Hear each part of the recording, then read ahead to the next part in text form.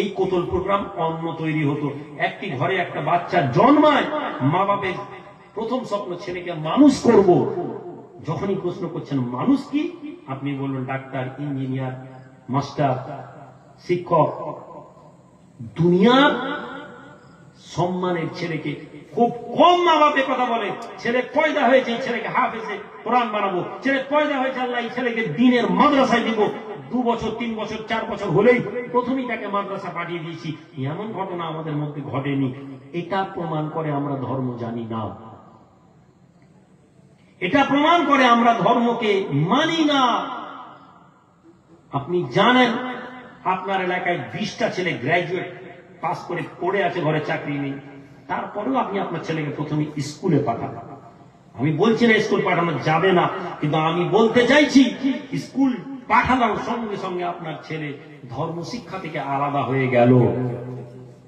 আপনার ছেলে শিক্ষিত হলো, সমাজ পরিবর্তন করছে। আপনার ছেলে ঝগড়া করে না, আপনার ছেলে মারামারি করে না, আপনার ছেলে সমাজকে ভালো দিচ্ছে না। আপনার ছেলে শিক্ষিত হওয়ার পরেও সে পান দোকানে বসে গালাগালি করে, আপনার ছেলে শিক্ষিত হওয়ার পরেও সে নেশা করে।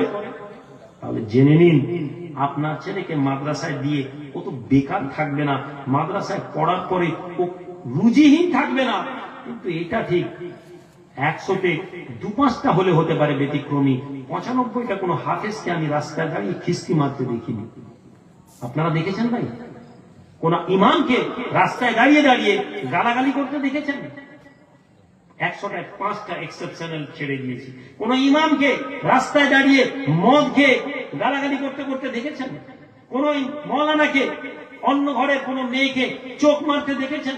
আপনার ঘরের কোন মেয়ে টিজিং হলে, আপনার মেয়েকে কেন যদি কেউ ইফটিজিং করে, আপনার মেয়েকে যদি টিজ করে, আপনি 90% ক্ষেত্রে এটা পাবেন যে ওই প্যান্ট শার্ট পরা বাজারের লাফাঙ্গার ছেলেটা। কেউ বলবে না যে ওই মসজিদের ইমাম সাহেব আমাকে চোখ মেরে। হ্যাঁ, এমন ঘটনা ঘটেছে, কোন মসজিদের ইমাম সাহেব কোন মেয়েকে নিয়ে পালিয়ে বিয়ে করেছে, এমন ঘটনা ঘটেছে। কোন মৌলানা সাহেব মেয়েকে নিয়ে পালিয়ে বিয়ে, এমন ঘটনা ঘটেছে। এটাই প্রমাণ করে আমরা মানুষ। কিন্তু আমি ওভারঅল যে পরিসংখ্যানটা দিচ্ছি, সেখানে আপনি হাফেজ, আলেম, মৌলানাদেরকে দেখবেন না। সমাজের দুষ্কৃতি, সমাজকে পলিউটেড করার জন্য কোন মৌলানার ভূমিকা আছে। নবীজির আদর্শ যদি জানতে হয়, আমাদের ঘরে ছেলেদেরকে আলেম, হাফেজ, মৌলানা, মাদ্রাসা দিন শিখাতে হবে। আর না শিখালে আমাদের ঘরের মধ্যে নবীজির জীবনী নিয়ে আলোচনা করতে হবে। ওই গ্রাজুয়েট ছেলেটা ইসলামের কাজে আসবে।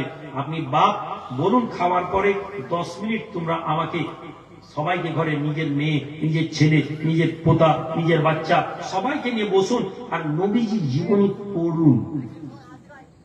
যদি চান ধর্ম জানি, জোরে আমি আস্তে আমিনের তর্কের নাম ধর্ম না, নূর না মাটির এর নাম ধর্ম না, মসজিদের মধ্যে তারাবি হবে 8 রাকাত না 20 রাকাত এটার নাম ধর্ম না, কবরে জিন্দা আছে না কেউ মরে গেছে এটার নাম ধর্ম না।